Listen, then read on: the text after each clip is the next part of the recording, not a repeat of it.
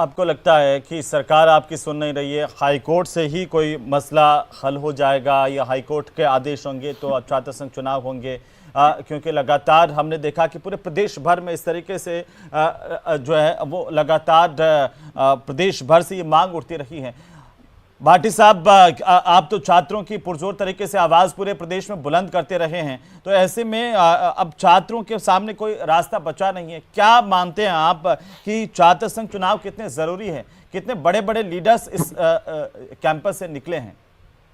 देखिए, मैं आपको बताना चाहूंगा कि छात्र संघ चुनाव बहुत ज्यादा जरूरी है और निश्चित रूप से प्रदेश की सरकार को इस विषय पर एक मजबूत फैसला लेना चाहिए।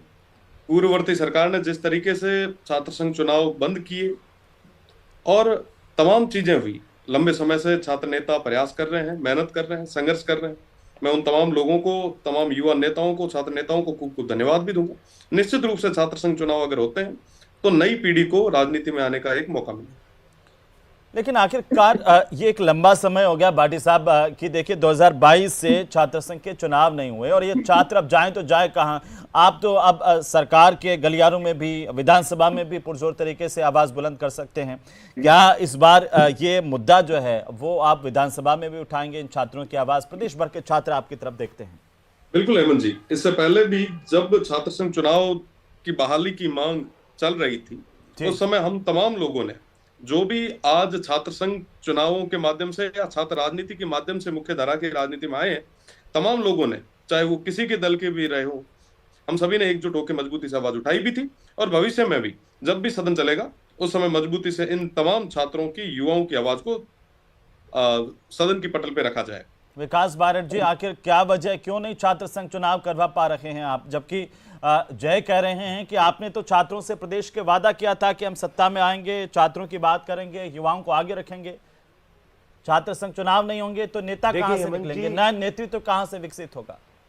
जी देखिए हेमंत जी, सबसे पहले तो मैं आपको बताऊं कि जब अंतिम चुनाव आप अगर उठा के देखें और उसके नतीजों को आप देखें तो अखिल भारतीय विद्यार्थी परिषद, जो कि हमारी विचारधारा से मेल खाता संगठन है, उसके छात्र नेताओं ने बहुत बड़ी जीत दर्ज करवाई थी। ये एनएसयूआई के हार के डर से तत्कालीन सरकार, गहलोत सरकार ने लोकतांत्रिक संस्थाओं को गला दबाने की एक हरकत जो की, जो यूनिवर्सिटी के चुनाव को उन्होंने बंद करवाया। आज हेमंत जी, जब हम देखते हैं राजस्थान के शैक्षिक परिदृश्य को, तो जो भारत में जब हमारी सरकार, नरेंद्र मोदी जी की सरकार आई थी, उससे पहले कितनी मेडिकल यूनिवर्सिटीज थी, कितनी स्पोर्ट्स यूनिवर्सिटीज थी, कितनी अन्य शैक्षिक संस्थान, एम्स थे।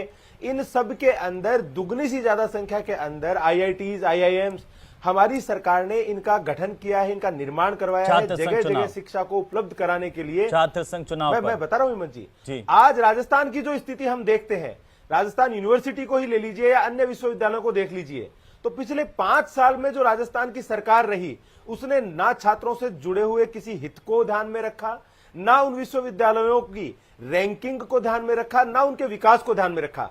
तो बिल्कुल छात्र संघ चुनाव होने चाहिए, लेकिन मैं मानता हूं कि विश्वविद्यालय का प्रथम उद्देश्य जो है वो गुणवत्तापूर्ण उच्च शिक्षा प्रदान करना है, छात्र संघ चुनावों से पहले। नहीं, वो तो छात्र संघ चुनाव से पहले आप गुणवत्ता